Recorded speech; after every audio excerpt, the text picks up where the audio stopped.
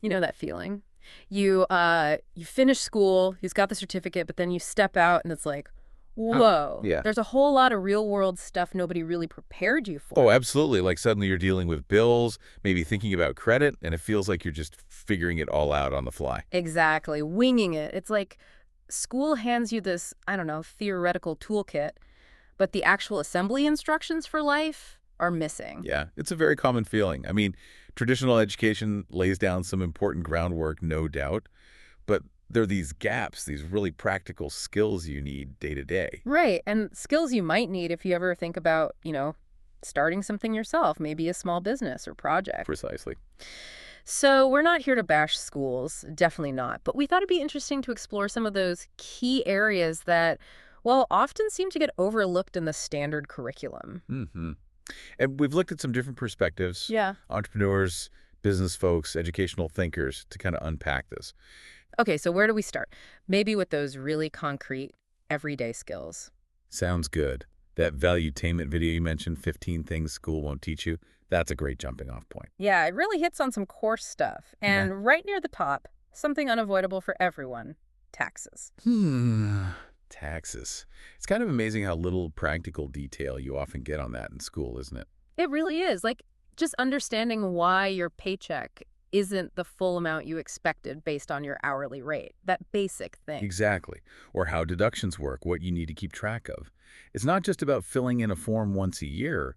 It's understanding a fundamental part of how the economy, well, interacts with your own money. And knowing that stuff can save you confusion, maybe even real money later on. For sure. It feels like sometimes the complexity benefits those who already understand it, Yeah, puts everyone else at a bit of a disadvantage. Okay, what else did that video highlight? Leadership, but not the fancy job title kind. Right. Not just being the boss. It was more about leadership in everyday moments. Like what? Give me an example. Well, stepping up when a group project is floundering, or offering to help organize something for friends, or even just making a decision when everyone else is hesitant. Okay, yeah. Small leadership. It happens all the time. You don't even think about it that way. Exactly. And the video suggested seeing it as something you can actually develop, like a muscle. You can observe how others handle situations, how they lead, and learn from that. That makes sense. Learning from real life, not just theories in a book. Which kind of leads into the next big one they mentioned, just understanding how money works. Oh, this is huge. And it's way beyond just like balancing a checkbook, though. That's important too. Totally. It's about grasping things like credit cards, how they actually function, what interest rates mean. Yeah, how that interest can either work for you or, more often, if you're not careful, really work against you. Right. The video even had that anecdote, didn't it? About someone getting into pretty serious debt right after school because they didn't understand how credit cards could spiral. Oof, yeah. That's a tough lesson to learn the hard way. It Yeah. really points to a need for practical financial literacy early on. Definitely. Explaining the how and the potential consequences, good and bad. And it's not just avoiding debt, it's also about, using these tools smartly. Another skill they mentioned was negotiation. Negotiation. And Yeah. again, not just for like multi-million-dollar deals. And the video made such a great point. Even figuring out what movie to watch with your family or friends, that's a mini negotiation right there. You're practicing. You really are. It's about stating what you want, trying to understand what the other person wants, and finding some common ground. That skill is useful literally everywhere. Relationships, asking for a raise, buying a car, it's constant. Lifelong relevance. Okay, this next idea from the video really sparked my interest. The concept of actually trying to start a business in school. Oh, the $500 challenge idea. Yeah, imagine if like a high school class assignment was go make $500. Think about the skills you'd have to use. Oh, wow. Brainstorming, teamwork, figuring out costs, maybe some basic marketing. Right. You'd have to actually do things, manage something real, even if it's tiny. That kind of hands-on project-based approach can be incredibly powerful. It takes abstract concepts and makes them tangible. Even if the business fails, you've learned so much. You really have. And the last point from that initial set of skills was about thinking for yourself. Crucial. Especially now, with just the sheer volume of information and opinions coming at us constantly. Yeah, resisting peer pressure is part of it, but it's broader than that. It's about critical thinking. Exactly. Yeah. Questioning things, looking at information critically, forming your own reasoned opinions instead of just, echoing what everyone else says. It's about developing that independent filter. Super important. Okay, so that covers some of those core life skills. What about the entrepreneurial side, people starting things? Yeah, let's shift gears there. We stumbled upon this really interesting Reddit thread. It was people who didn't go to business school talking about how they learned to actually build and run their businesses. Ah, okay. And what was the vibe there? What did they emphasize? Overwhelmingly, real world experience, just getting out there and doing it. That makes sense. Less theory, more practice. Exactly. Many felt that while business school might teach frameworks and analyze case studies, it doesn't really prepare you for the messy, unpredictable reality of starting something from scratch. Yeah, I can see that. There were probably some strong opinions in there. Oh, yeah. Some comments were pretty direct, like business school might be better preparation for being a sort of corporate cog than a founder. Ooh, okay. Mm. So the emphasis was really on learning by doing, Yeah. trial and error. Totally. And things like passion, being able to adapt, having a clear vision, they felt those were often more critical than a formal degree. That resonates with a lot of founder stories you hear.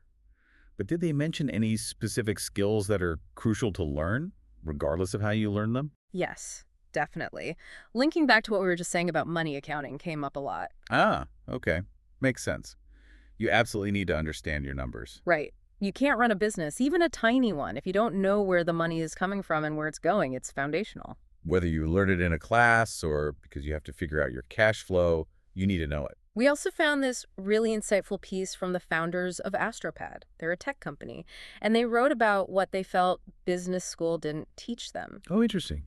What were the key takeaways there? A huge one was the need to talk directly to your customers, like really talk to them. Instead of just relying on market research reports and surveys. Exactly.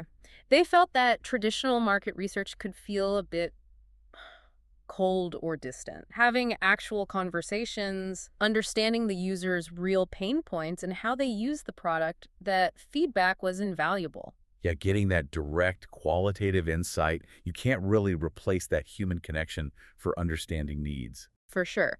And that tied into another big point they made, the importance of being scrappy. Being scrappy. What do they mean by that? Basically, making the most of limited resources. When you're starting out, you probably don't have a huge budget or a massive team. Right. You have to be resourceful, creative. Yeah, prioritize ruthlessly, find clever workarounds, maybe play the long game with things like content marketing, which is what Astropad did. It's about ingenuity when you don't have all the advantages. That's a skill set you definitely develop in the trenches, maybe less so in a structured academic setting that assumes certain resources are available. Right. Now, this brings us to something that stops a lot of people before they even start, the fear of failure. Ah, yes. The big one. School often conditions us to see failure as, well, failure, something negative, penalized. Exactly. You get a bad grade, it feels final. But in Yeah. the real world, especially in business and innovation, it's often viewed very differently. It really is. We looked at that video inspired by Jack Ma, the founder of Alibaba. His perspective is powerful. What was the key message there? He essentially says, failure is your best teacher, not success. Setbacks aren't just obstacles, they're data points. They're opportunities to learn, adjust, and try again from a new angle. That's a huge mindset shift, isn't it? Seeing failure not as an endpoint, but as part of the process? A crucial part. It's about building resilience, picking yourself up, and thinking differently because of the experience. And you see this in real stories. Think about Steve Jobs. He co-founded Apple, got pushed out. A massive public failure by any standard. Right. But then he goes off, founds NXT and Pixar, and eventually comes back to Apple and leads it to unprecedented success. It's a perfect example. That failure forced him to learn, to grow, to innovate in different ways. He came back stronger. So persistence, learning from mistakes, it seems vital. Which again makes you wonder, why don't we talk about this more in school? Why aren't these skills more central? Well, the Heresy Financial video offered a pretty provocative historical take on that. Yeah, what was their argument? They suggested that the modern public school system, going back to its origins, wasn't necessarily designed to create entrepreneurs or independent thinkers. Oh, what was it designed for then? The argument traces it back to systems like the Prussian model, initially focused on creating disciplined soldiers and citizens. Later, particularly in the U.S. during industrialization, the focus shifted towards producing a reliable workforce for factories and large organizations. Huh. So creating employees rather than innovators in a way. That's the core idea presented in the video. Not necessarily a conscious conspiracy, but more an outcome of the historical needs the system was built to address. It's a really interesting lens to view it through. The video also mentioned school choice, didn't it? It did, suggesting that maybe more competition and variety in educational options could lead to approaches that better serve different needs, perhaps including some of these overlooked skills. And it connected understanding money, really understanding it, to financial freedom. Right. The idea being that if you grasp how money works, how investment works, you might see paths beyond just being an employee for 40 or 50 years, escaping the work slave cycle, as they put it. Pretty strong language, but it makes you think. They also touched on alternatives like homeschooling or maybe online private schools. Yeah, as options for parents seeking a more customized education, perhaps one that deliberately integrates financial literacy or entrepreneurial skills. It points to a desire for more tailored learning. Okay, so we've covered practical life skills and the entrepreneurial mindset. What about the skills needed just to, navigate the human side of work and life effectively, the so-called soft skills? Absolutely critical and often undervalued in purely academic settings. We looked at a Harvard Business School online article focusing on emotional intelligence, or EQ. Right, EQ. It feels like that term is everywhere now. What exactly is it? At its core, it's about being aware of your own emotions and how to manage them, and also being able to recognize and understand the emotions of other people and respond appropriately. Okay. And why is it so important? Well, the article highlighted that a huge percentage of employers, something like 71%, actually value EQ more than technical skills, or even IQ when hiring and promoting, Yeah. especially for leadership roles. Wow, 71%. That's massive. So it's not just a nice to have, it's really essential for career success. Increasingly so. Think about teamwork, communication, handling conflict, motivating people. EQ is central to all of that. So how do you get better at it? Is it something you can learn? Definitely.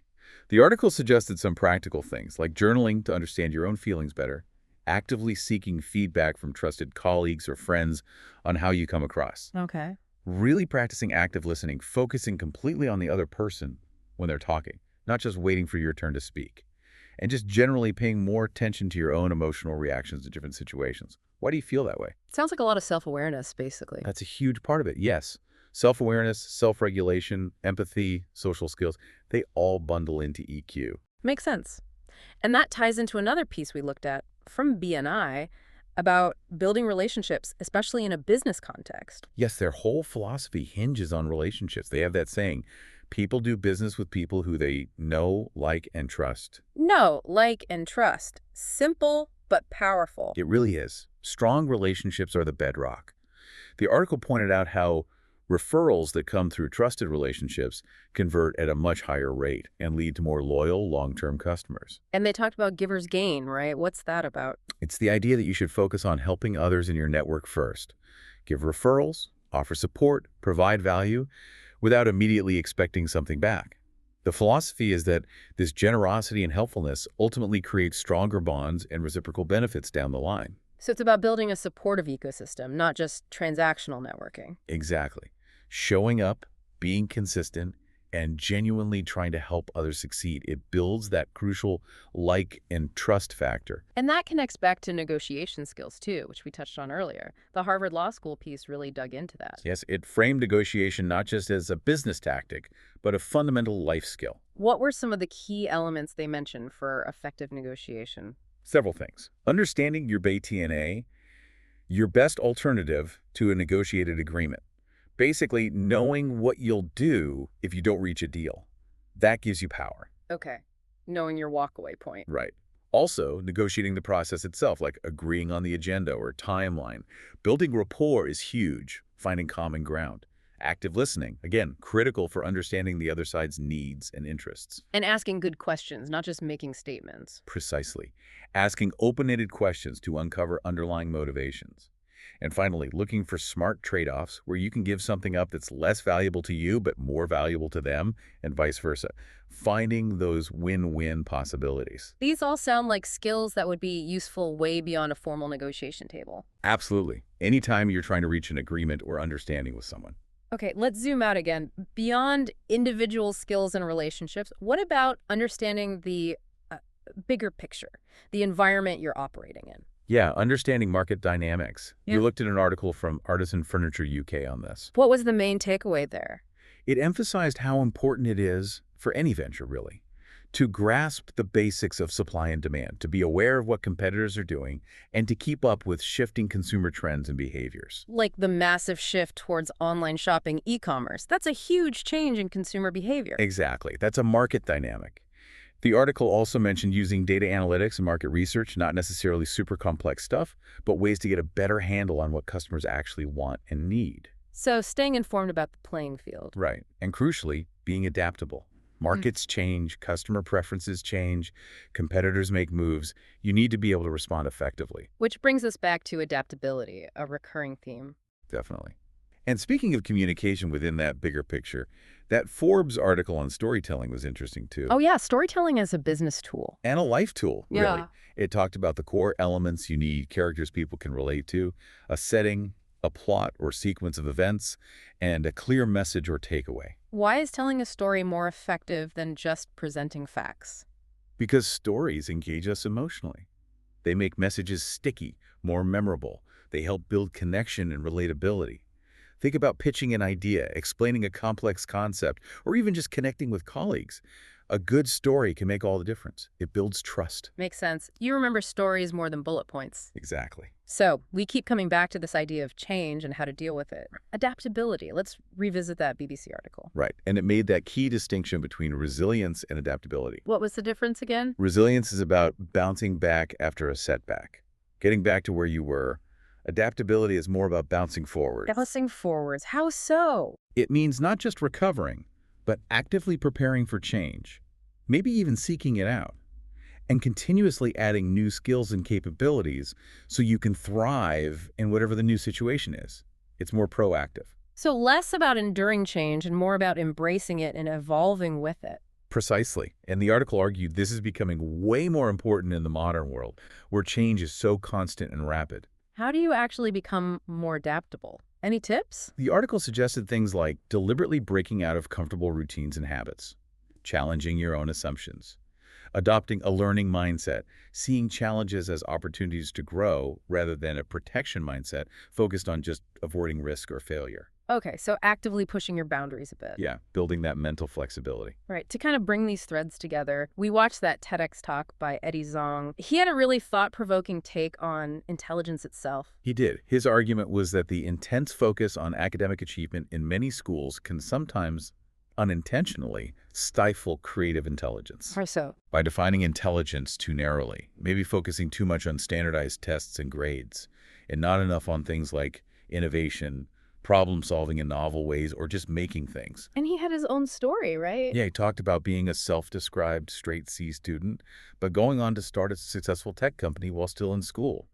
His success came from focusing on creation, on building something new, not just academic performance. That's pretty inspiring. What was his final message? Really empowering. It was basically that you don't have to wait for doors to be open for you, you can open your own. You don't have to follow the prescribed path, you can create your own future. And he had that great quote. Which one? No one has ever changed the world by doing what the world has told them to do. Wow. That's powerful. It challenges that whole idea of just fitting in. It really does. It's a reminder that different kinds of intelligence and skills are valuable, and sometimes the most impactful paths are the ones you carve out yourself. So wrapping this all up, it feels like the big picture is this. Formal education gives you a vital foundation, absolutely.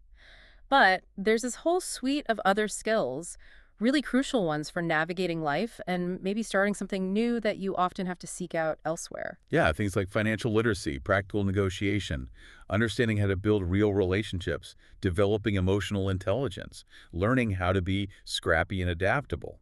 And maybe most importantly, learning how to learn from failure. How to see it not as an end, but as feedback. Exactly. These are the skills that empower you to make better decisions, connect with people effectively, and just handle the inevitable ups and downs, personally and professionally. It's about building a more complete toolkit for the real world. A toolkit that helps you not just survive, but thrive. Absolutely. So, something for you to think about as you've been listening. Of all the things we've talked about today, what's one area you kind of wish you'd learned more about earlier on? Yeah, reflect on that. And maybe more practically, what's just one small thing you could do, maybe this week, to start exploring that area a little bit more for yourself?